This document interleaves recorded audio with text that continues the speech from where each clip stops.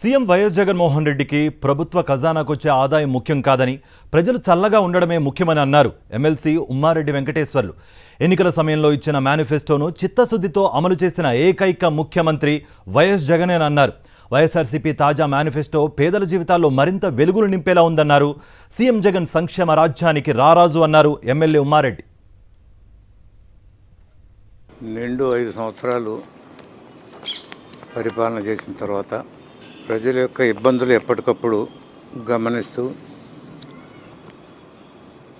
ప్రజా సంక్షేమమే ధ్యేయంగా, ప్రభుత్వ ఖజానా ధ్యేయం కాదు, ప్రభుత్వానికి కొంత ఇబ్బందులు ఉన్నా సరే ప్రజలు మాత్రం సుభిక్షంగా ఉండాలి అనే దీంతో గత 5 సంవత్సరాలు పథకాలు అందించింది.